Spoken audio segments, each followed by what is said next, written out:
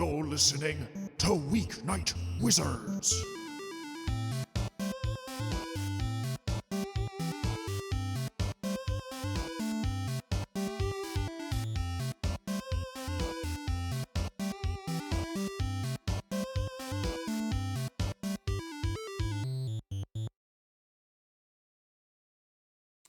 Hello, everyone, and welcome to Caenis, a land of fangs and flight. We are the Weeknight Wizards crew. I'm GMing this time. My name is Joe. We have friendly and unfriendly, so I guess I'm the neutral neighbor you don't talk to that often. GM, Casual acquaintance. casual acquaintance. GM. You're the guy from Home Improvement who you never see his face. Yeah. I'm your Wilson GM. There it is. Joe. And joining me today are some of our Weeknight Wizards. Do you guys want to introduce yourselves? And then we'll do characters later? I suppose so. If you've been watching this channel, you may have heard our voices. My name's Michael. Don't dox me. Yeah, I mean, I'll be playing Amaron Lucano, but we'll get into that later, apparently. Hi, I'm Gregory, and I'll be playing Pernod Saint-Germain. Later. And I'm Anthony, and Joe told us not to talk about our characters, so I'm gonna listen. Weak. Player. We're gonna do. I'm playing Calvados Steel. Which does sound like a brand name for something. Doesn't it? I don't know. I love it. It sounds like a brand name for like. They make like artisanal flasks and like pocket knives.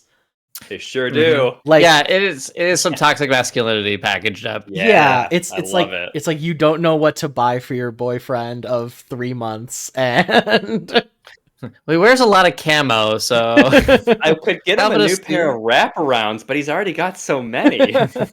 he wakes up really early in the morning to go run around in the woods, do push-ups. I thought he was a larper. Oh no, much worse. Well, in a way, kind of a larper. Patriotism is larping in its own way. So we're gonna go with a player question this week, which I should have introduced beforehand. I guess I should introduce the premise. It'll lead into it. So we're doing. We created this land, Caenis. You can hear our 13th Age campaign, Caenis, which I don't think we named. The Land of Fear and Frost. The Land of Fear and Frost. And so This is taking place in the same universe that we created. Yes, we're using the same world, the same universe, but we're kind of switching off GM, switching off characters, just to mix it up a little bit. We made this world, we like it, we're going to use it. Michael's intro campaign was a little bit of like a kind of like a more standard fantasy, kind of intro D&D story, with some treasure hunting and mysterious notes and stuff. I'm going a little bit more with a like Indiana Jones treasure temple diving adventure theme. So the player question for this week is what is your favorite Indiana Jones movie or Indiana Jones like property?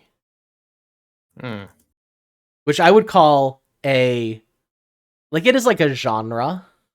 Okay. If you're opening it up to Indiana Jones like properties, like properties, then there's one correct answer. Ooh.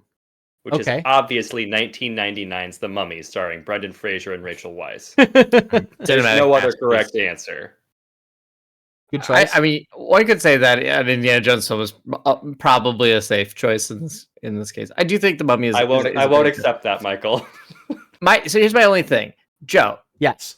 Did we get a secret endorsement by the Indiana Jones video game that's coming out right now that you're just yourself and plugging So because my other is like I have been bombarded with this fucking Indiana Jones video game nonsense, and I'm like, I bet it's fine, Oh my God. but I'm like they're hitting me so hard in the algorithms right now that I'm like, there is just no way Joe isn't getting paid to try to sell me on this video game right now. I will Michael, answer I don't you. know how to tell you this. I haven't seen a single ad. Why is it just me? I didn't even know there was a game coming out. It's a game. It's called The Great Circle. I'm looking it up right now. I'm plugging them. I guess I'm getting paid. I'm getting. No, Michael, I will tell you when my check's clear. Yeah, okay. Yeah, it's like Bethesda is doing it. It's on Xbox and PC. So maybe that's why, because I'm a PC gamer. So maybe they're like, oh, you should play this game. I also did not know it was coming out until like 2 days ago.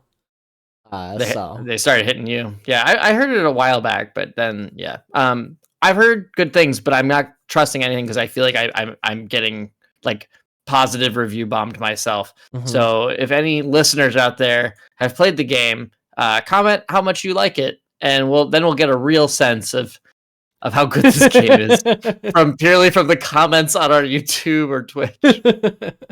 That's how I'll determine if I'm going to buy it. Weirdly enough, that is Michael's favorite Indiana Jones property. Yeah. It's that game.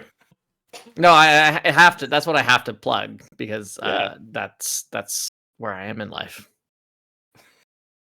Bethesda, Lucasfilm, sponsor me. Notice me sometime. My favorite Indiana Jones adjacent property is the one specific scene in Indiana Jones and the Crystal Skull where he hides from a nuclear blast in a refrigerator. In a refrigerator. Mm-hmm. Yeah. Nothing's gonna beat great. that. Good choice. That's just too good. That's just too good. I watched that movie movie. I watched that movie for the first time though in like since it originally came out at like maybe I watched it like 2 years ago. Because someone I had never seen, I was like, oh, we should watch it. It's like, just worth seeing. Or it was before the last Indiana Jones movie came out. And I watched it. I was like, I had way more fun than I should have watching it. But I was like, this is just terrible. But That's how I felt. That's how I felt about the Uncharted movie. I love that movie. I would watch the movie again. You could. The Tom Holland Uncharted. Yeah. The climax of that movie, very fun. Never seen it. You should. It's Sounds good. great. It's a good drinking. We got a lot of checks. We got a lot of checks clearing this film or this session. Tom Holland. I'm just waiting for that call from Brendan Fraser. Hit me up. All right, let's get into it. Once I adjust the size of our dice really quick. All right, we're good. Because last time we played Mahjong and I fucked with all my settings. So Mahjong fucked up your dice. I changed the size because it doesn't matter. I had some technical issues last time. So I changed the size of like the bouncing like text, like the dice. This dice that we use. Mm-hmm. So welcome back to the land of Caenis. Fuck.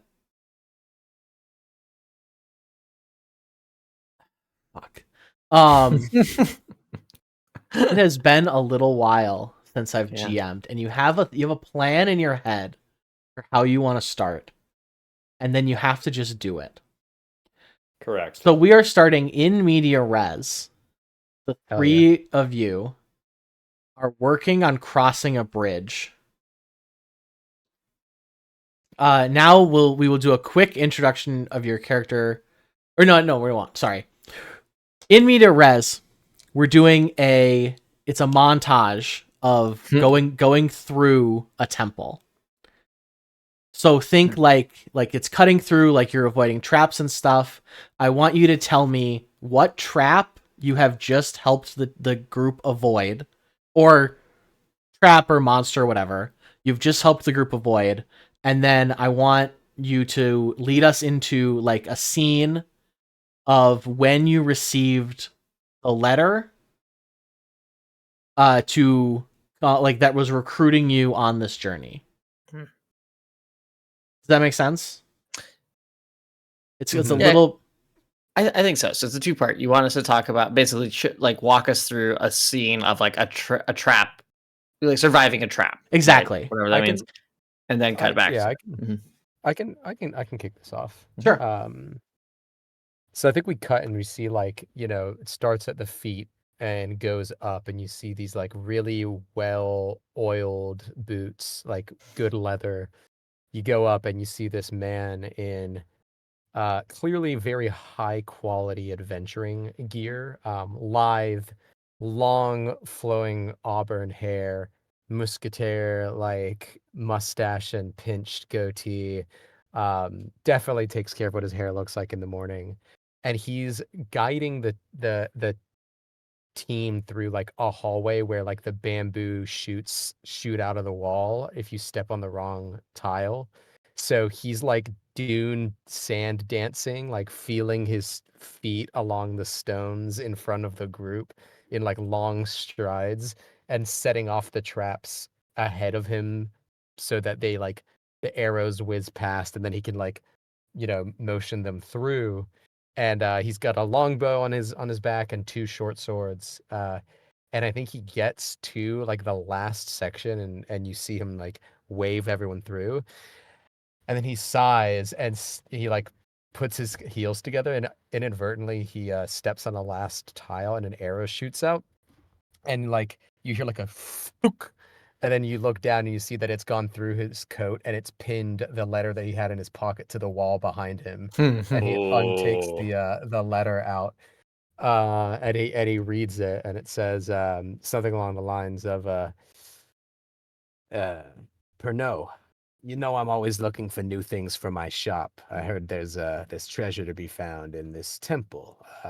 If you get it for me, and maybe we can split the profits. And that would be a letter from Vath, who is his artificer and arms dealer for all his different spelunking adventures. And he gingerly like takes the letter out by pulling it along the shaft of the air, and there's a big hole in the center of his letter. But he folds it neatly back into his pocket, and then his animal companion, who's a barn owl, flies around and lands on his shoulder. She's about 2 feet tall, and he continues. What was the name of your friend? Vath. Sorry, you both talked. Oh, sorry, my friend. Vath, Vath is my arms dealer. Caenis is my oh, I'm sorry, I got their names wrong. Sam is my barn owl, which is short for Sambuca. Hell yeah. And Vath is your arms dealer who wrote the letter to you. Vath is my arms dealer, yeah. So we're gonna do a quick flashback to when you received that letter from Vath.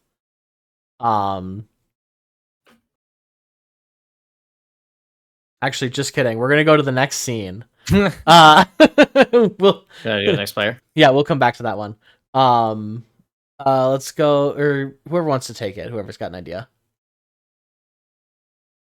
Go ahead, Michael. Sure.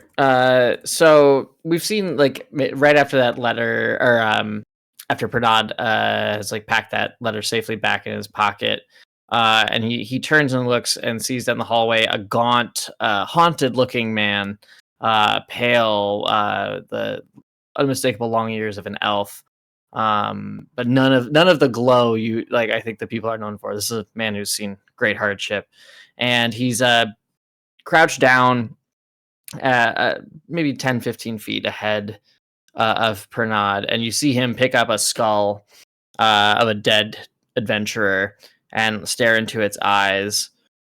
And then after staring a little too deeply, too intently, he starts looking around the room, and he points up, and sure enough, you can see a concealed like gate that would fall behind them, were they to pass through, that would separate them and surely leave one person for dead.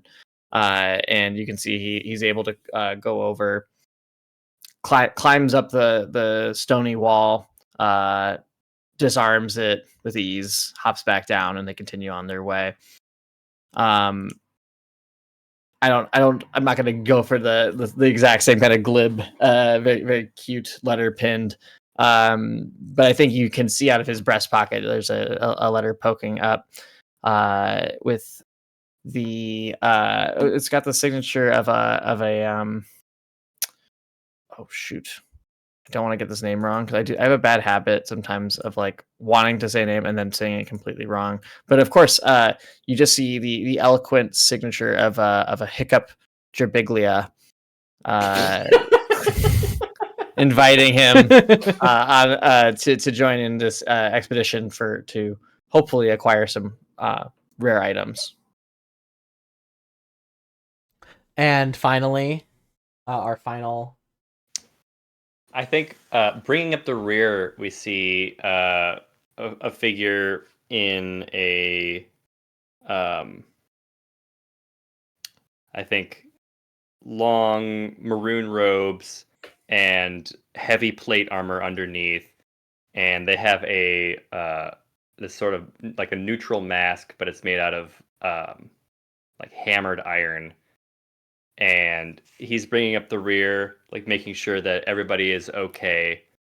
And I think over the course of going through this, some of his friends, this isn't like dodging a trap, but like some of his friends have taken some damage here. And you see him take a flintlock pistol out of his bandolier and shoot one of his friends in the back. But rather than hurt them, you see like green health lines appear around them, and they are healed with a very, very simple healing word. And he looks right at the camera, and this is Calvados Steel, the war cleric of Kor.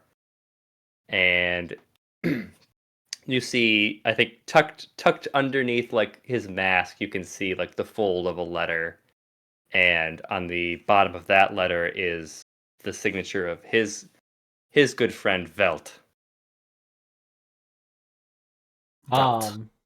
VELDT. Velt. Velt, Vath, and Beyond. Exactly. For this world. So there's a couple other people with you on this little adventure. There's an older man, kind of in like, well, you imagine like an explorer hat. He's got like the khaki cargo pants on. And then there's like a younger guy.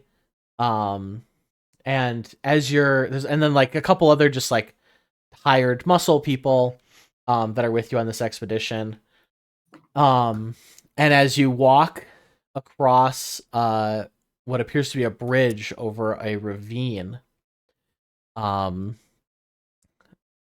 of the torches blow out, and you hear someone run ahead, and then you feel the bridge fall out beneath you. Now we're going to cut back about a month earlier, to like you do. We're gonna cut back to. Bet you wondering how I got in this position. That's me. Yup, that's me. We're gonna cut back to a small roadside tavern. I have you guys placed kind of in the general area on the map. I see. Oh yes, in the middle of the map. I see that. Yeah, in the middle of the map. Kind of close to Scornvale by the Exile encampment. There we are. Yeah, up in the north. Couple days north of Drux Landing. Yeah. So you Which have all some of the listeners are duly familiar with. Only the diehards will know. So you have all received letters from your friends, but they have received tips of someone putting an expedition together. So it's kind of been you moving throughout the country of, people who are looking to put together some kind of expedition. And they're looking to go into a tomb called the Pauper's Grave, which you would all have heard about. It is this vast, grand tomb that opened up when we're calling it the Calamity, right? Or when I called it the incursion. If that's what you're calling it, The, because it's the planar incursion. Accursion? What? Incursion because it is Incursion. one plane crashing into another. Okay. fundamentally. When the incursion happened, this vast tomb opened up. And it's famous because it's been untouched for centuries and centuries, and for all of like the glamour and the size of this tomb, there was nothing found in it. At all. So it had clearly been untouched, but there's no treasure, no nothing in it. So it's a famous place for a lot of explorers like to check it out. And there's a couple like professors who are putting together an expedition to see if it holds any secrets or anything. Put together a team. They're putting a team together. I need the best of the best. Yeah. So you come into a tavern, a roadside tavern in here, which is where you were supposed to meet on the date you were supposed to meet. Did you three don't know each other, so I was assuming you traveled alone. Or did you meet on the road, or do you have any? I think okay, it sounds like there's a lot of people who've been kind of gathered, right? Like it's like almost like we're kind of in like a tryout phase almost, like It's not the interview step. I would say it's not too many people because Okay. This job doesn't pay anything unless you find something. Okay. So it's not like it's hired help. It's like you earn a percentage of what you find if Sure. you find Yeah. something. I think Pernod's already at the tavern.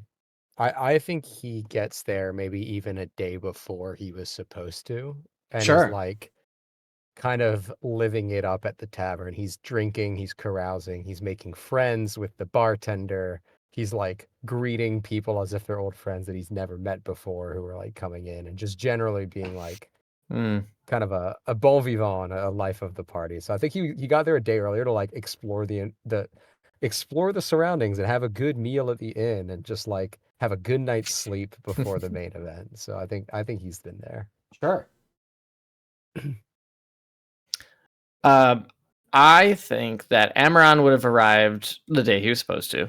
He wasn't getting paid for it, so he was going to show up early. I think that he'd actually probably get sucked into Pernod's orbit because he's one of the people who would be sitting at the bar and truly looking as miserable as elvenly possible.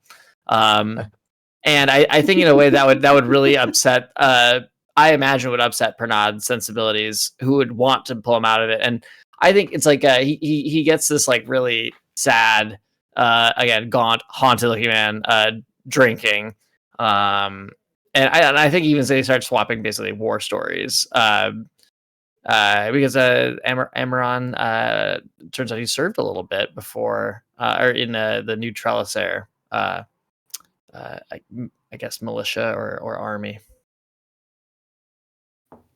Excellent. And Calvados. Calvados. I'm going last, but I think Steel. no, that's not how you shorten his name. Or Alva. That's not how you shorten their name. It's not Cal. It's Dos. Dos. I was going with Steve. I was going with Alva. You can chop that name up quite a few different ways. Calvados. I am going last, but Calvados I think arrived before Amaran and is already also at the bar.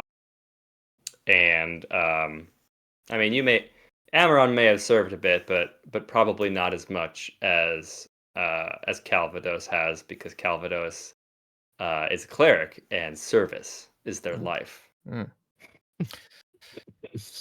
You know, gifts is a perfectly good love language. Acts of service is fine and all, but you know, You that's know the what? voice I want to commit to. You know what? I like it. What? You're right.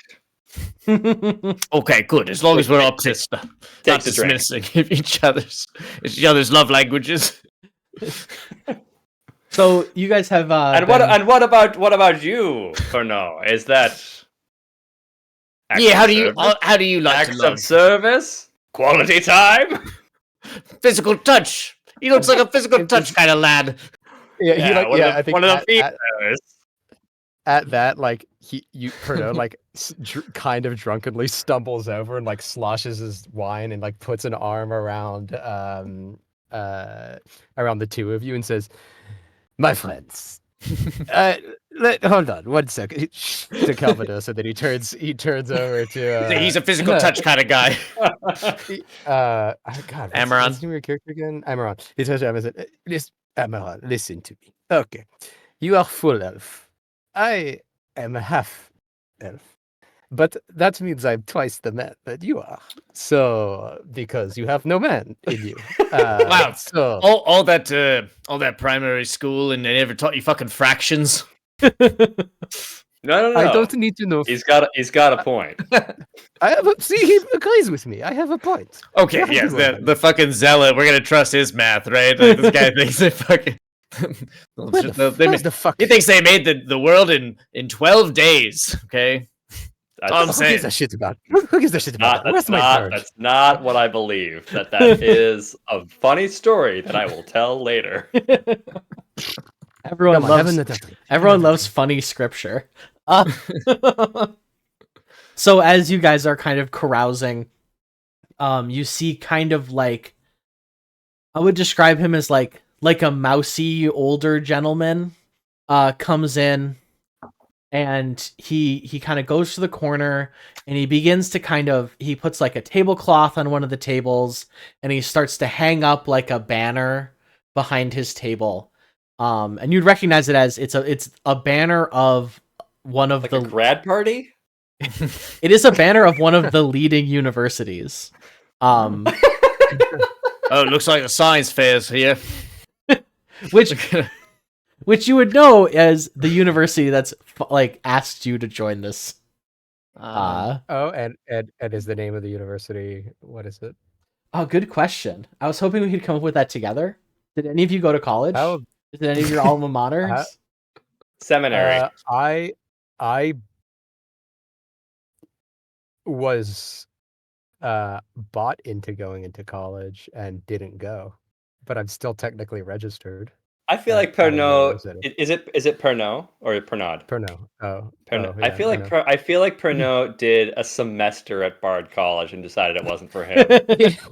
he went on his semester. He went on his semester abroad, and he's still on it 20 something years later. Mountain What's her rules. name? Yeah. Hey, That was in poor taste. I'm sorry, everyone. I thought that was really good. I think I'm going with Calavan U. Cal U. nice. Mm-hmm. Oh, I know of this. I'm Calavani, so I know of this college. You would know at this college. You know that they have a big rivalry with Druck State. I was gonna say Druck State. The Druck State Ducks. The Druck State Ducks, exactly. I don't know the Calavan U. The Crows. The Crows. Calavan Crows. Calavan Crows. So he kind of sets up this little table, and he kind of sits down and looks around and kind of waits. Maybe opens up his notes and starts looking through, but not like really looking through. And then he's like, oh, and he reaches into his bag and he puts out a little sign, "Help wanted," on the front of his table. I think Pernod's like Sam lands on his shoulder. Sam's been kind of in the rafters and like flying down, and like he's been feeding him bar nuts every once in a while. And he lands on Aaron his shoulder. recoils at the sudden appearance of a 2-foot tall owl. Sorry, Greg, did you say bar nuts? Bar nuts for the barn owl. I heard barn nuts for the barn owl. Specifically from a barn. No, bar nuts. Okay. And then he like does like a series of quick whistles, like, and then Sam flies over and picks up one of the pamphlets, and then brings it back over to Calvados at the bar. I hope the mic picked that whistle up. That was very good. I heard it. It was very good. Yeah, I heard it. This is an intrusive thought that I now have to share. Is that instead of bar nuts, is like he could have said truck nuts, and I imagined it giving an owl truck nuts. Truck nuts. We gotta hang him from the owl. Yeah, I think we made that joke in the first Caenis. It's good. It's good. Right. Truck nuts and Caenis. Yeah, It's going really well, guys. it's gone off the edge. This is anyways, so what do I big. read on the Great time. Yeah. what do I read on the pamphlet? So it's very similar to information that you received in that gave you. Yeah. It's a little bit more, so you kind of hear about like, Callahan U is putting together this expedition to go into this thing, this tomb, the Pauper's Tomb. Nobody really knows what's in there, and they're kind of putting some money behind it and sending some professors. It would you would see a picture of this man's name. This is Professor Zlerman. Of course, renowned. Yeah, renowned Professor Zlerman. Who is kind of here to get the team together and kind of see what they can do. So it's like an open recruitment for payment after you find something. Yeah, I think Pernod reads this, gets to his feet, and walks over to the table, and then he's got like a big like hat with a feather coming out of the side of it, and he like takes it off of his head in a big grand gesture, bows with like one leg extended, and like almost sweeps his hat along the floor and says, Monsieur and Pernod Saint-Germain at your service. I hope to help you find what you're looking for. Is that it? Could I get another drink? Or do you need like an official signature? Also, my bird is coming. My bird is Greg, I'm so glad that you decided to step outside of your comfort zone and play a Frenchman. Unbelievable. I honestly never do. Yeah, the last one was Felix, wasn't it? That was the last Felix. Yeah, Felix, it's a long time ago. Oh, you're a Frenchman in my heart, always. Oh, yeah. I could be a Frenchman in many other places as well. So I think he's like really I think for the casual observer, he's like excited.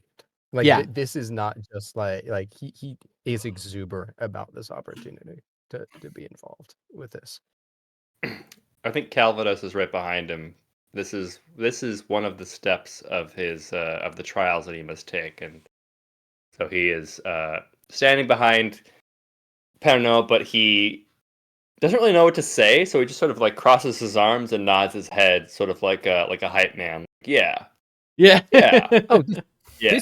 This is not my bird. My bird is someone else. He'll come and find me. But this is Calvados, and he like hands a pamphlet over to Calvados and kind of like puts it on Calvados's chest, but Calvados has his arms crossed, so it's like not so like falling off. So he keeps like slapping it against his like iron mask or like against his chest. Like you can have these. This is for you. You can have these. Calvados takes it, holds it up to their mask, does not read it, sets it aside, and says, "We are excited to join in your expedition." Good man. Amaran has stepped out while you guys are like doing the slapping and your routine. Amaran is slinked in front of you both. South of the, he goes, "Oh, just ignore them. They're just excited for the speed dating later." But we That's you also piqued- true. You piqued our interest on this little job, though. Well, I must say that is excellent to hear. My name is Professor Slurman. Yes, I And- see. It's on the picture here. We've Yes, heard yes. all about you, Slurman. Good. I would hope so. I would hope to say. Have you read any of my books? No, don't read. Well, I have. Choose not to. Canonically illiterate. oh, that's why you pointed out the picture. You could read Mhm. my name though. I could. I choose not to. Joe, can you give me a couple of titles that Slurman has written? Because I think Calvados would have read at least one of his. Yeah. We'll go. Let's tell you what. Let's go one for one titles of books this guy has written until we can't think of any more. All right.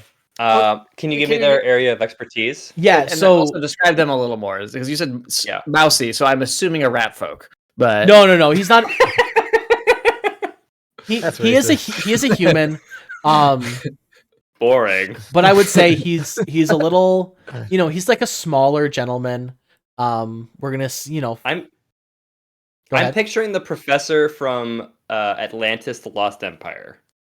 Oh, nice. If you age him up to like Sean Connery, that's pretty close. Like think that guy, but like a little bit older. The professor in Oh, wait. Atlantis: The Lost I'm Empire is not not Milo. young. Sorry. not Milo. You said that, and professor. I jumped to the main character in Treasure Planet, which is a different movie. Yes. I would also accept the professor from Hellboy, who Mhm. same vibe. John Hurt. Yep. Watched that movie recently. Okay. I know. I didn't have this character in mind, but that is exactly correct. The Cool. like very close to that. Okay. he's- What is their area of expertise? Archaeology. Oh, okay.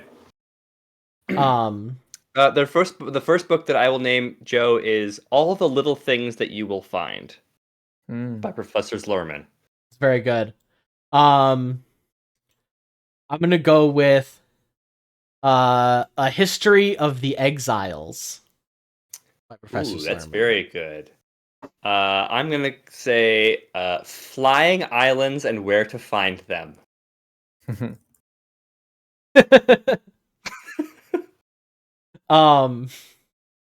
Fuck, that's so good. Um, Oh, the places you'll Goravan.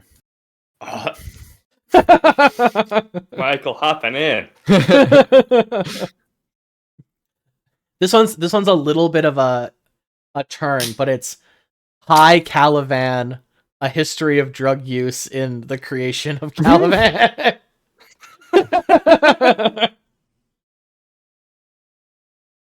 Oh, that's very good. I'm gonna go with incursion points and where they don't point. Chal the Small Things, A Brief History of the Strait of Araz. That's also his punk band, like Yeah. song. All the small things. I think I'm out. I'm I thi- gonna give this one to you. I think I'm That was good. very good. All the small things. Love that. So which of those books have you read? The first one, All the Little Things That You Will Find. I thought you were Perfect. gonna say none. I thought you were gonna say none of them. It's part archaeology. It's also part philosophy. I think. Yeah, This it's is before the incursion. it's kind of a story of like the history. It would be a story of the history that isn't there. So like or it was never written down. So like Yeah. it's the story of small farming villages that the soil has gone like, isn't tillable anymore. You know, it's There's also a really informative chapter about like little brushes that you use for archaeology, which Calvinus really latched onto. Yeah. That was the big takeaway from him. I just realized in a world where you can like talk to plants and shit, like it'd be a really different thing if you're like, well, what did the trees see? You know what I mean? Like, having to go do, That's like, true. write a history book and be like, let me just ask the trees. But before the incursion, this was a really low magic world. So like I don't think Yes. no one would have had access to that. Right, yeah. That it high introduced a lot level of of magic in it. So he kind of regards you and says, "Oh yes, I loved writing that book. It was so interesting to really get in the hills, and find all these little things, and it was great fun putting my own little spin on this history." So when do we begin? Oh yes, of course. Well, you three are. Now hold on, we don't know if Pernod has read any of your books. Pernod, I you don't read? need to. This man does not strike me as a man who is well read. First of all, rude. Based on drinking with him excessively in the last 4 I'll hours. have you know, I'm actually extremely well read. I just don't retain any of the things that I read. He looks pretty red right now. He's flushed as shit. Jostles him. Saint Germain. Didn't I? What? You may have been in my freshman composition class 2 years ago. I would have been 38, but it's possible. Oh right. I may have found my way into the classroom. I go a little bit everywhere for my travels, and I try to pick up every student of the world. So Maybe- I pick up things here. Maybe it was a child of yours or something. Yeah, good luck. No proof. People have tried that lie with me before. It actually turned out to happen. Yeah. Well, anyway. No, it was me though. It was me. He signed up to take one class at CalU, and it was freshman composition. And he did not He read the book. did not show up. No, I never showed up. Well, you see, I hope to get this started post haste, but I do think we need, a couple more people, than just the three of us. I have another professor, coming from the university. He should be here tomorrow. And I believe that he is bringing, another group of people that he has, recruited as well. They won't be necessary. Yes, but you know how inter-office politics are. I truly don't. Well, we're working together on this project. It's a joint effort. It's like if another sect was on your same crusade. Does that make sense, Cal? Dose. Amaron, Ron, I'm getting another drink, and I'm Amaron getting Burgundy. you one, and I'm getting you one, and I'm getting you one. Oh, I don't really partake. Do they have like? I'll have yours. Excellent. Yeah, so I believe well, I mean, I guess I can clean up my stand now. I believe you were the only three that I heard back from, and we will take off tomorrow. You went through that whole kerfuffle of putting that up, and you knew that you wanted to talk to us. You set up the stand anyway. I didn't know what you looked like. So this was so that you would come to me. I just heard that I heard there were 3 people who are going to be here. And So Right. out of character, we all got letters to come here to meet this professor. yes. We're tipped off by, it sounds like, people from You were tipped off from people that you know. But like I see. there have been there's like people that know a lot of people. Sure. So like they would kind of send letters to all of those people, and those people would Networkers. send exactly, networkers. It's a fantasy chain email. Yeah. And you Well, 3 don't were say that, Michael, because I wouldn't have responded. Calvados would. You know he would. Oh, they would not Oh. have responded. Yo, okay. Yeah, so that's kind of how you got here. So like the university used some of their like leverage to send it to like alumni and like people that they know, and then those people pass it on to other people to kind of spread out the information.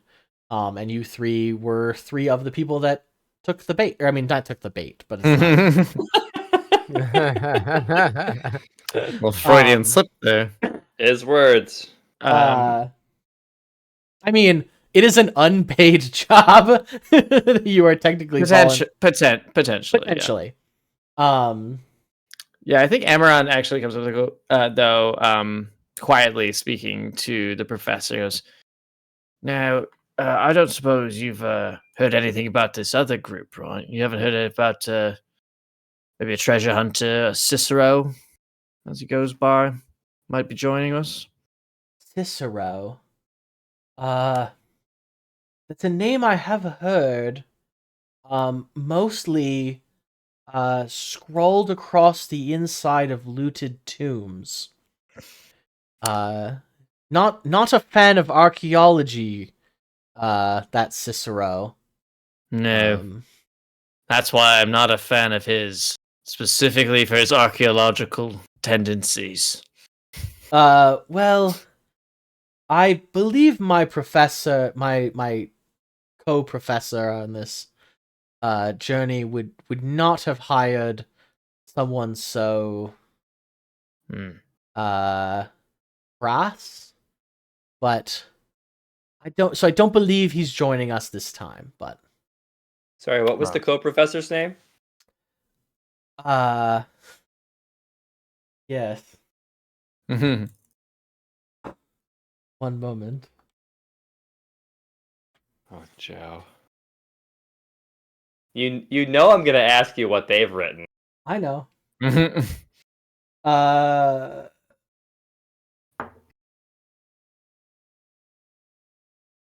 All these are terrible. Come on, fantasy name generator, do better. That's fairy names. I don't want fairy names.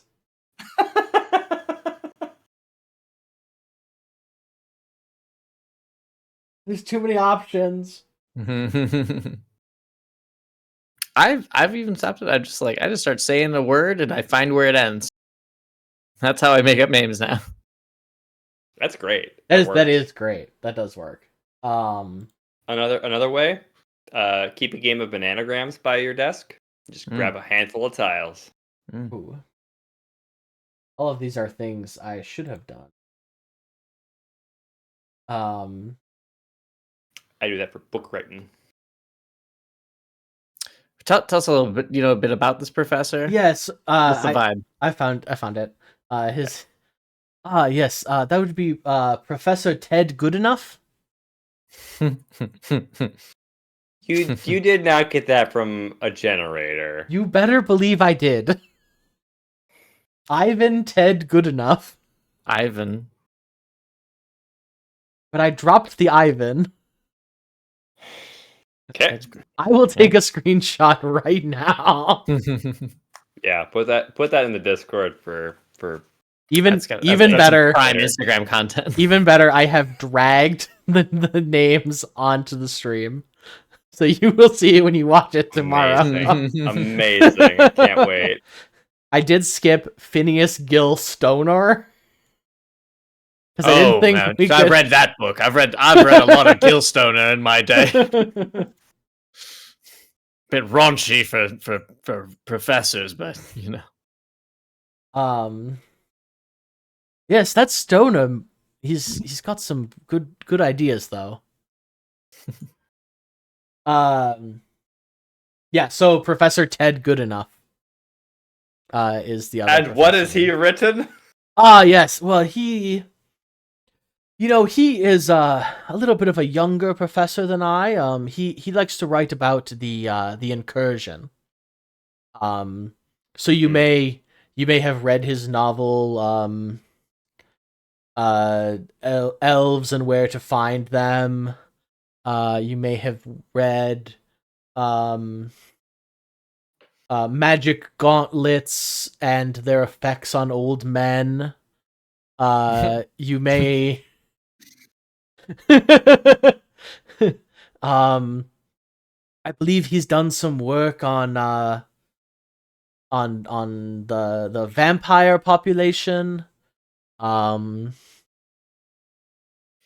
just want to point out, I think you got that book name wrong because I think it was No Country for Old Men Wearing Gauntlets. Oh yes, of course. Well, that's the novel, but the textbook is. Yes, that's it. Right, sorry. More into the pop culture, I guess. I thought you didn't read.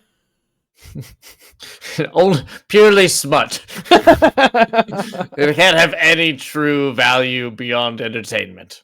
That's not really reading, that's just plain fun.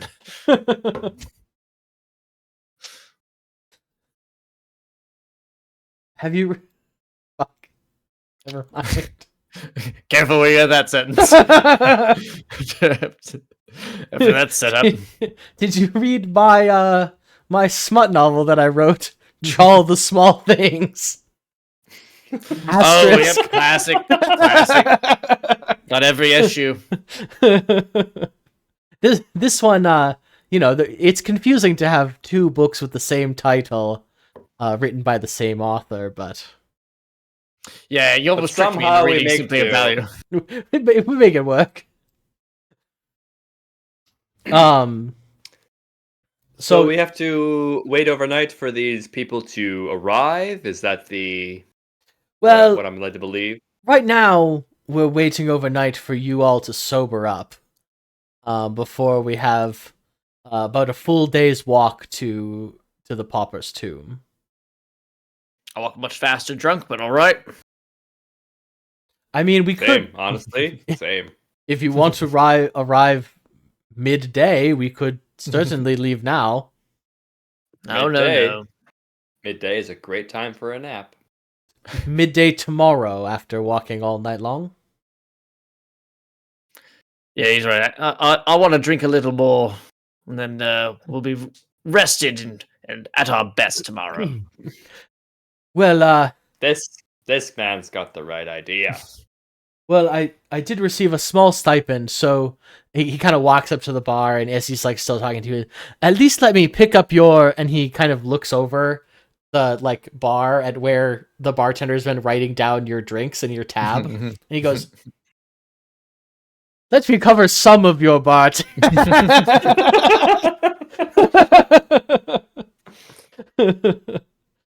Didn't know this tavern could be this expensive. Do you not know what a value menu is? No. You'll have to forgive us. We've been here for 2 hours. he picks up again and just looks at you. He's like trying to gauge your weight. Do you have anything else you want to do before the next day? I don't think so.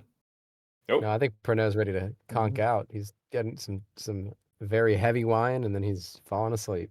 That's all he needs. I think Calvados will also get some heavy wine, and they will do the same. Perfect. I'm going to call a quick intermission. All right. Because it's 9:00 and need to grab another drink. And that's a great time for intermission. It is a great time for intermission. Historically, that is intermission time. True.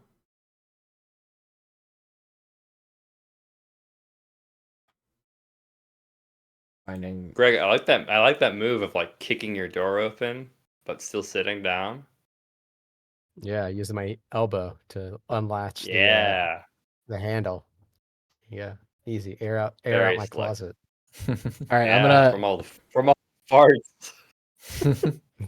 He's just been hotboxing himself. all right, I'm high I'm off my own supply. gonna mute everyone and take an intermission quick. You haven't done that yet.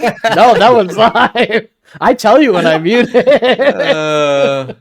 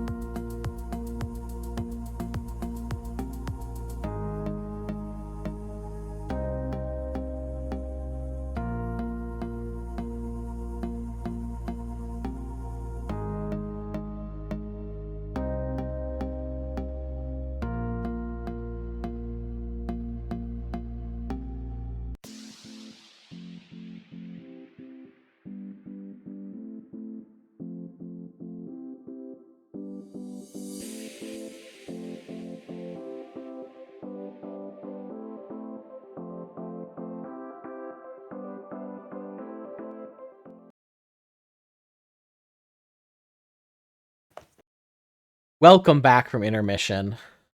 We have returned, freshly restroomed, freshly beverage refreshed. As a GM, you don't need to do that. Well, I Hey, did. hey, audience, we just took a piss. And it was good. It was I good. looked on Instagram the whole time. All right, so the next morning, wakes up, you all wake up, kind of come down for the continental breakfast at the tavern. What are your characters' go-to grabs at a continental breakfast? Plate of bacon, whole plate. Whole plate, straight of bacon. Supposed to be a side, whole plate of bacon. Did you leave any for anyone else, or did you take all of it? No, I took as much as I could from whatever was there. Two poached quail's eggs, an assortment of buttery pastries, and a spot of tea. Mm-hmm. Mm-hmm. Amaron has you like. It's one of the things where he's very subtle, so you don't see him take anything, but somehow mysteriously, as he passes by each station, a lot less food is there than is on his plate. And you just get like here, like he gets back to the table and like several biscuits fall out of his like coat pockets. It's a continental breakfast. You can have as much as Yeah, you but want. it's not a continental lunch, and I'm about to make it one. See, you might do very well in academia with all that penny pinching. I know, stretch a dollar. Anyway, so you finish your breakfast, and you start to head out. As you kind of get out on the road, you come to like, so it's where two roads meet and then are gonna head north. So like a fork in the road, but you're already on one of the forks. Yeah. And the professor says, "All right, let's wait here for just a moment. This is where we should be meeting up with Professor Goodenough and his team." And he kind of like stands on his tippy toes. I think I see them. I think I see them now. That's the carriage that he took from the university. And you see them, their carriage kind of pull up, and so this is like a larger group of people. But it's also like, let's say, the hired help. So like, you guys, they kind of want as like They're administrative help versus we are the like they're like Tomb Raiders. exactly. They're like the soldiers. Like, so it's a little bit, they're like a little bit more decked out, but like, you guys have been chosen for your wit and your adventuring. They have been chosen because they are strong. And they are also getting paid. Fair. So What's that like? who knows? Does your order pay you? Not like they should. Isn't that the truth? All right, so someone kind of who's driving the carriage, he gets down and But can I say, I imagine Calvados gets paid well, but there's a huge pressure to tithe like the majority of your pay back. That's real. yeah, that's probably a good. Yeah, every time you enter a place with a temple of Tekor, you have to like tithe, It's rough. Yeah. But if you recruit someone in your downstream, then they pay you tithes. Are you saying that my religion is a pyramid scheme? I'm saying it could be if you weren't a coward.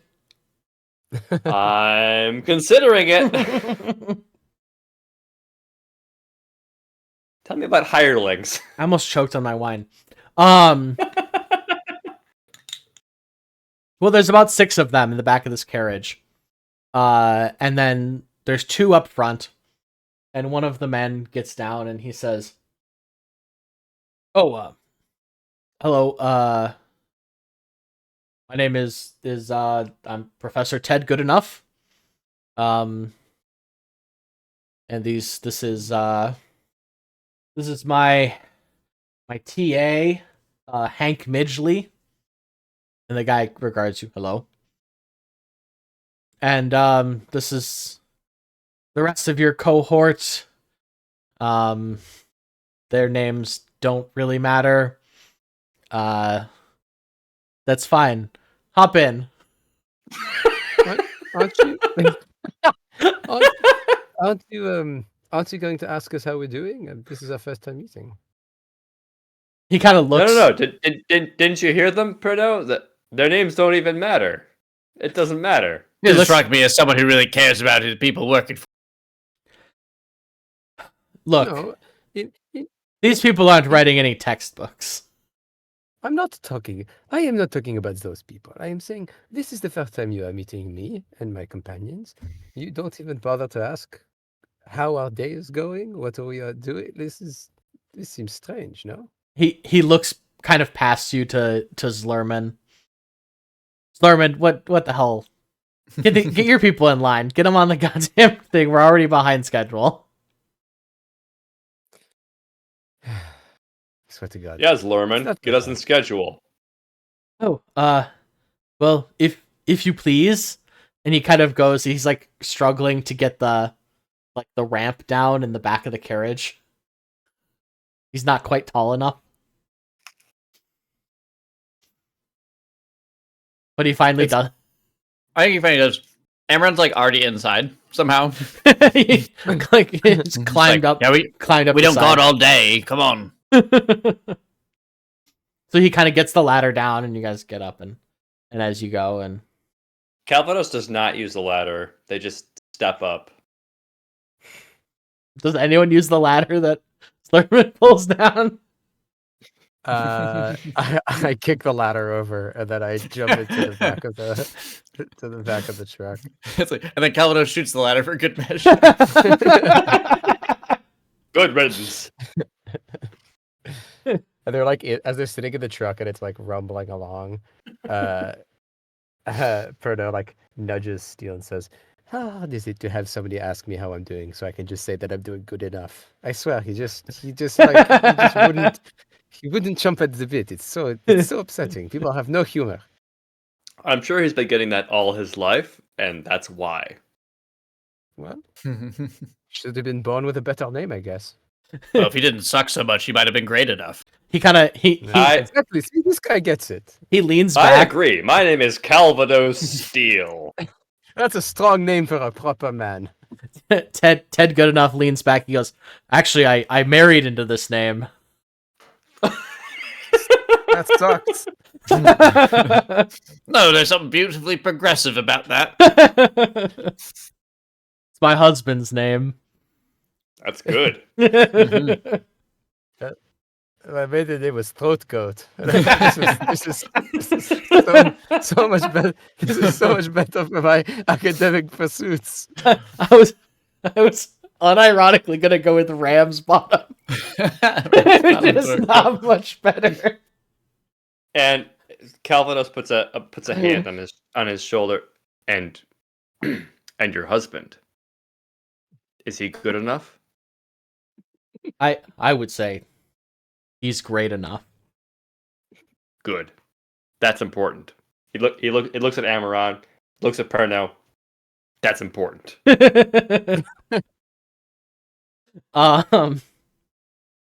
So Midgley kind of like turns around and he says, what is his voice gonna sound like? You're gonna have to tell us, dog. I know. Well, hold on. His name is Hank Midgley, so you have to be really. It's you really true. have to do that. His name Yeah, is we Hank. We did warm-ups for this, Joe. His name is Hank Midgley. Yeah. He turns around, he snaps his suspenders. Damn it. Why is everyone playing a prospector? Hey, it's that or a fishmonger. Greg, it's not just prospectors that wear suspenders. No, No, it's that let him everyone so that everyone that Joe plays is a prospector who wears suspenders. You're misinterpreting my no, point. you're right. You're right. Yeah, if you think back through all of my characters, every single one of them, them's All gold. of There's them, gold in yep. them. They're hills. Mhm. I mean, pretty much. King Cross, Log, It's literally- Prospectors for sure. I mean, come on. Yeah. Got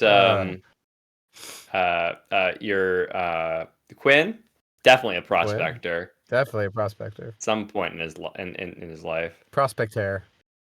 Prospect hair, absolutely. Oh my god. Very good. That's very good. I'm ready to kill things now.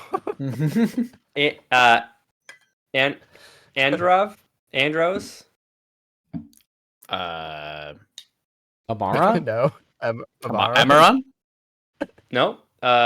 Joe's character from Oh, his other character. Oh! Blazing Kamor. Yeah. Not a prospector. Not a prospector. Did wear suspenders, I'm pretty sure, though. Did wear suspenders, not a prospector. Andros? No.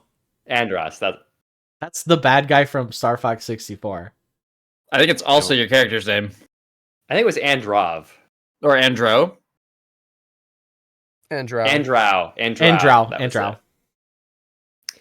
Excellent audio content. I Yeah. apologize. Yeah. I thought you were referencing someone in this game. I was like, I don't think I used Nope. that name. So Hank Midgley is gonna turn around and will any of you folk ever been to the Pauper's Tomb before? No, I thought I should give it a go. I heard everyone thinks there's got to be something there, so why not cast my eye on it? Well, I mean, Yeah, oh, go ahead. I've been in the past. Is that true or is that a lie? I No, I think it's true. think it's true. All right. Yeah. There was nothing there. How long ago did you make your visit? Well, it was my post-graduation trip, so I don't know. It must have been 22 years. 22 years ago. Well, it's changed a lot recently. Some people came in and kind of, trying to make a buck off of it, offering tours I and see. stuff. So Disgusting. just It be- should be unspoiled and wild. I hate that shit. just be prepared. We might have to play along for a little while. Ugh, that I can do. He takes his hat and puts it over his eyes and stretches his legs out and starts to nod off in the back of the caravan. Yeah, It's called method acting. See, playing along. So, your trip goes, pretty, unimpeded. Despite being a little bit farther north, it's a beautiful summer day. You kind of, you chat with people and you get to know the soldiers' names. Which are? Uh-huh.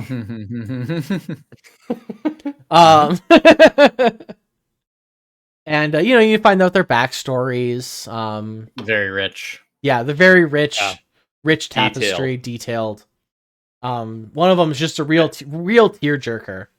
This I think- man is a father of 3, widowed, and saved his entire platoon with his bare hands. And Truly a for real, hero. All of them equally three-dimensional. Equally three-dimensional. Because He's on this trip to raise money for his child's surgery. This one doesn't even have a child. not since the war. Oh. I told you, three-dimensional. tragedy and adversity abounds. Mm-hmm. And parentage. Mm-hmm.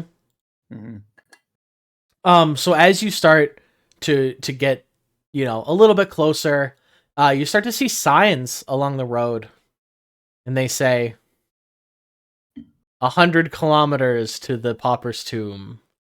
Oh no. 80 kilometers to the pauper's tomb. 60 kilometers to the pauper's tomb. And so forth. And then they start to get a little bit crazier. They're like, what's in the pauper's tomb? 20 kilometers to the pauper's tomb. Don't miss it. The thing. And you finally pull up, and there's a lot of carriages around. There's a lot of people kind of milling about. It seems like there's a little bit of like a temporary town that is kind of turned into like a tourist spot of people here. They've kind of taken some tents and some like kind of ramshackle buildings, and they've been turned into knick-knack shops. You can buy whistles made out of wood that were clearly made somewhere else and shipped here. You can buy little carvings of the outside of the pauper's tomb. You can buy a pauper's tomb replica, which is a big empty box. So you kind of pull up, and Good Enough turns around and, all right, is everyone done swapping stories and crying back there? I could cry a little bit more, but that's fine. Same. Midgley turns around and, well, we're here, so if you want to get to crying, you gotta do it on your own time. Everyone shrugs. I'm not even getting paid. I always cry on my own time. So Zlerman gets out also, and all right, well, over here. I've booked our tour for 3:00, and if we don't go right now, we're gonna be late. So you kind of approach the entrance. It's carved out of the mountainside. Or it's actually not carved. It looks like it could be carved out of the mountainside. But what you actually realize is the whole ground has lifted up. In like an earthquake. Revealing like a rock face that was underground. And there's a door in that rock face. And plastered in big letters in front of it says, "Welcome to the pauper's tomb." It's kind of painted multicolored and real eye-catching. Very solemn. Very solemn. So you walk up, and there's kind of like a teenage boy. He's dressed in like the colors, like a similar color to like the flags that are waving around. Some kind of like uniform, like a yellow and red shirt, with like blue pants. It says, "Oh, hello. Is this the Zlerman party?" Why is everyone a prospector here? Well, we didn't lay any claim to this land, but my name is Phineas. Naturally. Yeah, I've been told that before.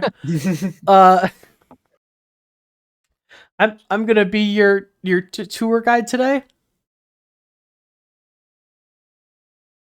All right. Well, lead on, boy. We don't got all day.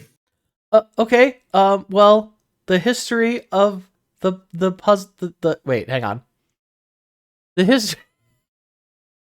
Did you almost say the puzzler? History of the puzzler. I did almost say the puzzler.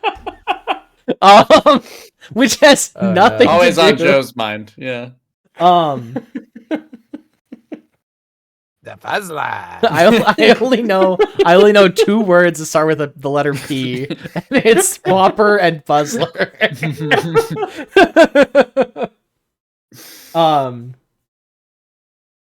So the history of the Pauper's tomb is during the Great Collapse and the Great Inflection. He's like pulling out note cards and like reading from them. And he's kind of giving you background information you already know. No one's really paying attention. But he is, walking you into the tomb. Mhm. So the door is like, it's big, but it's not like crazy big. Like I would say like 3 or 4 people across. And like a head taller than like an average person. But not like, and it's not crazy tall. This hallway that he's leading you down. One thing that you notice is when you step in that it is much colder than it was outside. It kind of was like a hot summer day, and when you step inside, it's a little cooler. You can kind of feel the heat like wanting to rush in at your back. But the wind blowing out, like when you walk into like a stadium, how like you feel that wind blowing at your face. Yeah. It's a lot like that, but like cold, like noticeably cold wind. Immediately what you see is there's carvings on the walls that are very intricate. Which is one of the things that you know about the Pauper's Tomb is there's carvings everywhere. There's a lot of history here, but no one really knows what it means. So there's carvings, but they're not like they're not of anything. They're like geometric shapes and kind of like aesthetic choices, but not like Not like a story Like or anything. Yeah. Or letters even, or hieroglyphics or anything. So he's kind of leading you. If you follow me, this is the entry hallway. These carvings are clearly very old, and detailed. I'm partial to this one myself, and it's like, it looks like he points to like one of the walls or one of the excuse me, they're in horizontal lines. There's like 4 or 5 different patterns. And he specifically points out one that looks like a fractal. So it's like, geometric shapes that get, what's the one? Like the repeating. Yeah, but it's infinitely specifically, smaller. there's the one that looks like a Triforce. It's like a Where famous, it's like triangles within triangles within triangles. yeah. So he points out it's not triangles, it's like squares and diamonds and stuff, but it's like it is that like the pattern gets smaller. So it's like a big pattern that has the pattern inside of itself. Can I hit a perception check to see if there actually is some sort of a meaning here? Yeah. Hit me with that. Get that first roll of the game. You could hit me with history too if you wanted to. Ooh. So we're level 1 right now, right, Joe? We are level History 1 right is now. Worse. I'm gonna hit perception. Sure. How does a natural 1 sound? As you stare at these, you kind of think that these geometric patterns were put here just for you to look at. And I will appreciate them as such. Mm-hmm. They're like almost hypnotic. So as you continue down, into the tomb, it kind of opens up a little bit. and now you're in like the cistern. What's a cistern? Hang on. That's where the dirty water is kept. Is that an entryway? Sewage. I think it may be in pop culture because that's like people entering through like the sewage drain and stuff. Fundamentally. Okay. Just might be what you're thinking. I'm down on my tomb names. You had like Actually, wait, a cistern's not dirty water. It's just a tank for storing water. Sorry. Anyway. Oh, you're right. Yeah. It's just water storage.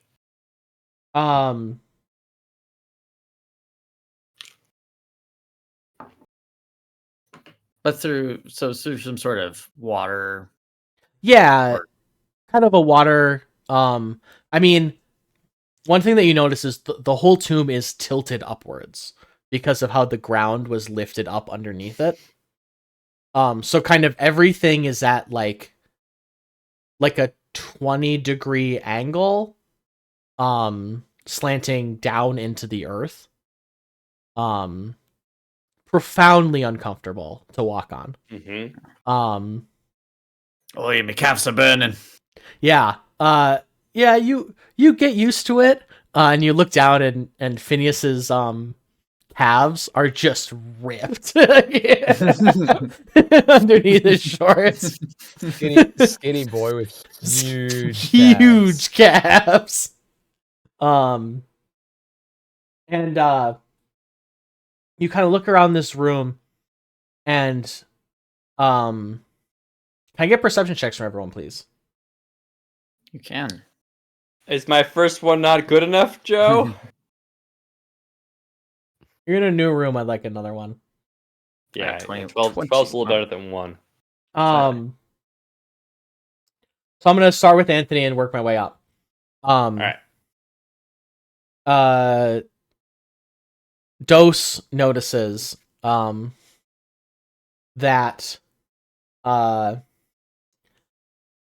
the way that the water would flow through this place, it isn't currently. But the way that the water would flow through this place, it looks like it would be flowing uphill. Because of like the canted angle. No. I think it's interesting. Even if Okay. it was flat, it looks like the water would be like flowing up. Great. Just like the way the wear is of like on the wall behind where like water would be coming out. Greg and Michael, you Sorry, also when you say up, do you mean literally vertically up or like against the Like Gravity uphill or against angle. gravity. defying uphill or defying straight up? gravity. Holding space for that. Holding space for that, please. Yes. We killed Anthony. That was very good. So, like, what you're seeing is the source of where the water would come out is Yeah. at floor level. At the bottom. Yes. Yeah. Okay. And there's like wear on the walls, and then I'm gonna Yeah. get what you two see is when you look up at the ceiling, there are like benches and cisterns and stuff on the ceiling. Like, does it feel like our room is inverted, more or less? You would say that you feel like the room is upside down. Oh. I think Phineas is going on, and I would kind of like nudge our professor, being like, "You know why these rooms are upside down?" Nudge which professor? Sorry, Our guy Zlerman. Lerman. Lerman. What? You said the room is. Wait, what was his voice? Oh, he's British. You said the room is upside down. Well, yeah, you see, it's you got these benches, you got these pots of water to collect stuff in, but look at all the water would go the other way. Doesn't make any sense. Why is the room upside down? I'm gonna preface this too. This is the first time Zlerman and Good It's been Enough here. have been to this place. Oh. So I don't know if that was clear earlier. I thought they knew something. Well, they knew like what other professors have read, but they've never or like been here. But they're like number 1 and 2 in the archaeology world. Gotcha. So like they've never been here. Okay. Well, that's fascinating. I wonder why they would design it like that, or if it's supposed to be like that. And he kind of rambles off. Trails off. Yeah. Yeah. And you also see like in this room there's a lot more carvings on the wall. And the carvings are like they're of something.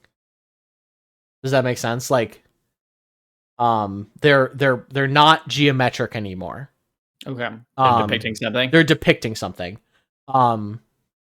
You can't quite figure out what it is because it's a little dark in here.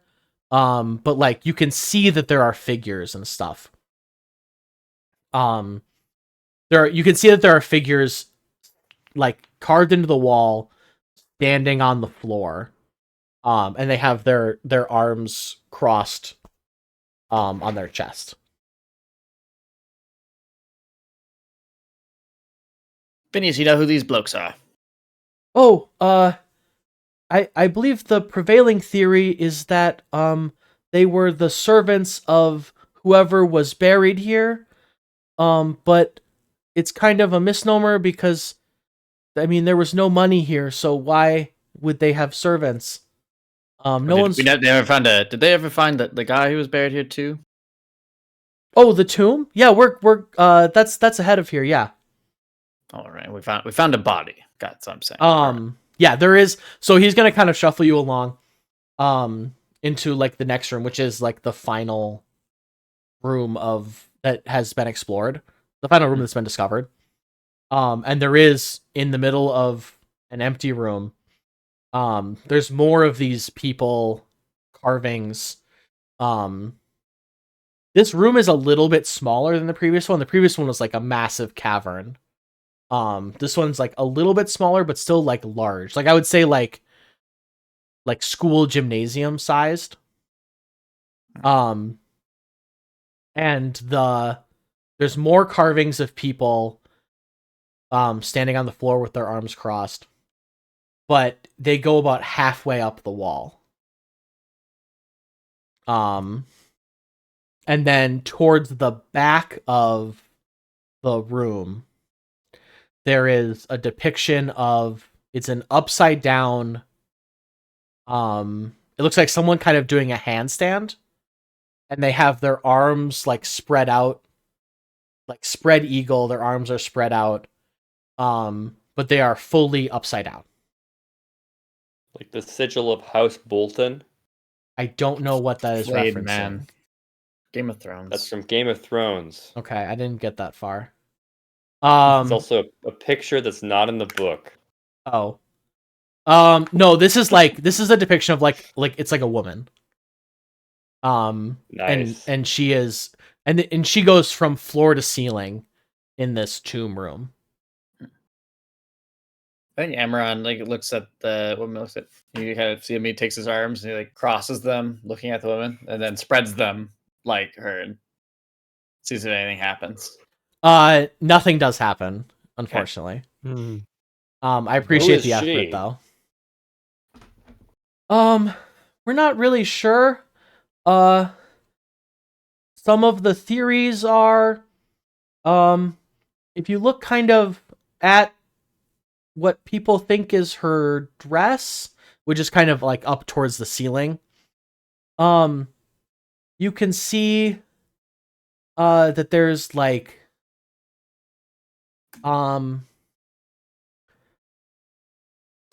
So what you see, this is a little hard to describe.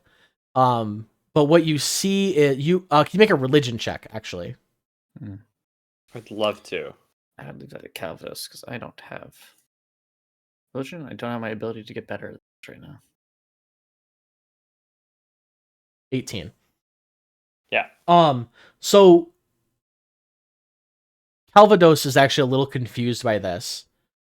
Because what you see, and you've come across this in your religious studies before, what you see is like motifs and depictions of a lot of like modern gods. Some of them sprinkled through there. So you see depictions of specifically you see depictions of the rising sun. You see depictions of the god of the harvest.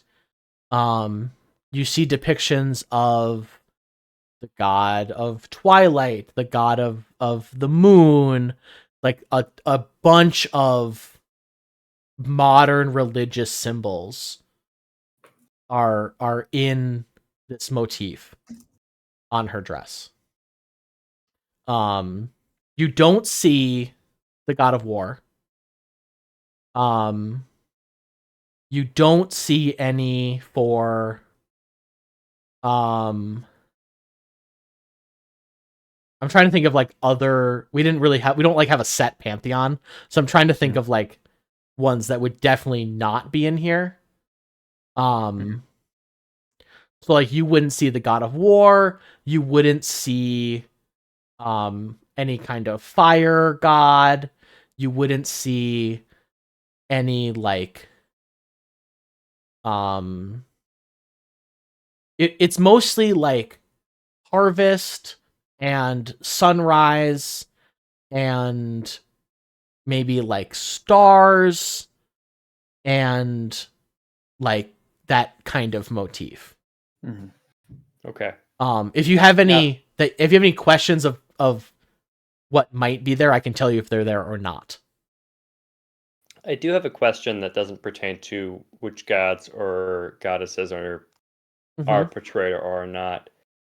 You said this is a female figure, and they are, I think, is it like doing a handstand on the wall? So they are oriented upside down to the current orientation of the room. Because the room is upside down. So As we Yes. discussed previously. From her perspective, she's right side up. Okay. Yes. I was going to have to ask another defying gravity question, but we can skip that. Yeah, from her perspective, like from the way the room is supposed to be, Yeah. she's right side up. So she's just like T-posing on us? I would say opening her arms in like a religious way, but yeah, kind of. T-posing, got it. Opening her arms for like a hug. And in the middle of the room there is a tomb. The tomb has been opened. The lid is next to it. In it there is a skeleton, just like you would expect there to be in a tomb. Like a sarcophagus? Yeah, like a sarcophagus. Yeah. So theoretically, this would have been on the ceiling. Yeah, correct. If the room is inverted. Correct. Whoa. It's cool. I'll say that to the other player characters. So this would have been on the ceiling. Whoa. Whoa. What would like? I know that this place has become busy. What is the like environment around the sarcophagus? Is it like there's lots of people around it looking at it? Do people keep their distance from it? Like, what is the like? So is there like a ticker, like a line made of velvet rope that you have to follow to like take your picture with it? Like, what's the Zlerman Good Enough paid for a private tour. So yours is the only group inside this right now. It has been roped off, but because you're with the university, it's like don't touch the tomb, but you can walk up to it if you want to, because you guys have a private showing. The ground around the tomb is pretty worn, but it's mostly just from people walking. This is like this is the most worn place except for like the entrance, because it's where the most people walk. Yeah. Okay.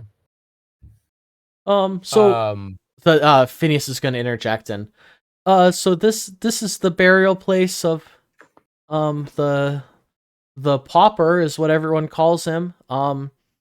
You're free to have a look around. I was told that the university would like, you have a couple hours here. Go nuts, I guess. I'll be here if you have any questions, but Well, you haven't actually been able to answer any of our questions, so I think Well- you can leave. well, I ran out of my cards. They didn't give me any more. I'll be by the entrance. He's just gonna go. Goodbye. He's gonna Goodbye, go sit Phineas. down. I love the conceit of like someone whose task it is to guide people through like an incredibly historical like monument, just being like, okay, well, go nuts, do whatever. I mean, you are like like archaeologists. No, I know, but Yeah, but um, it is funny. okay.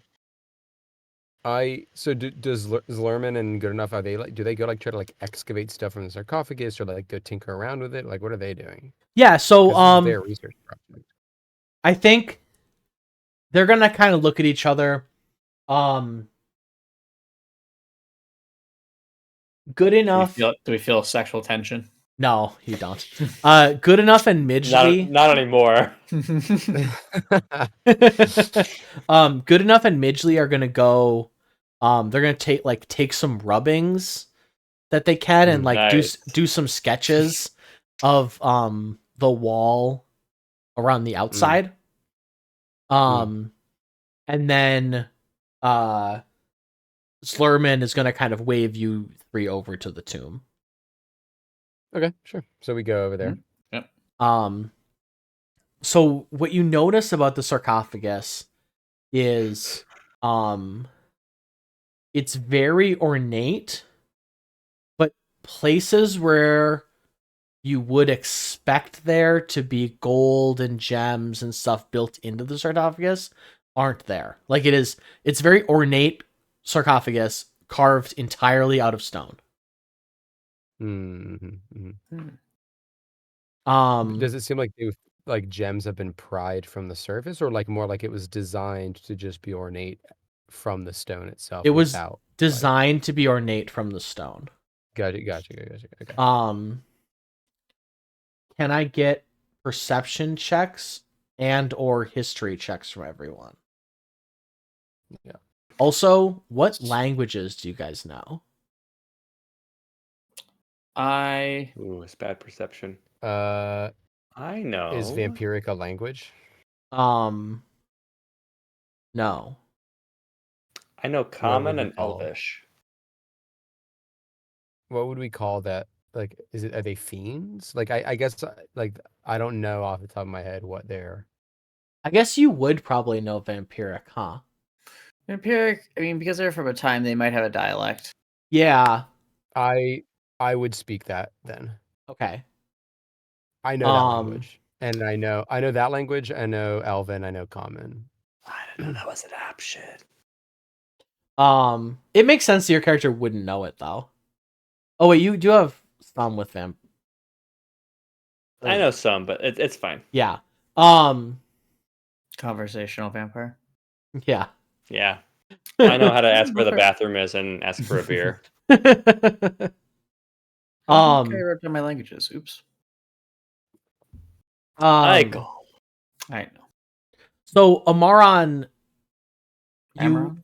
A moron. Oh no. So a moron walks into a bar. Did I pronounce? How do you pronounce it? Amaron. Amaron. But The you bar said- is- you the said bar a is- moron. The bar is called moron. the Pauper's Tomb. Amaron.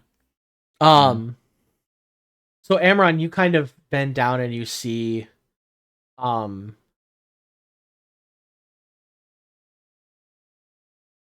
trying to think of how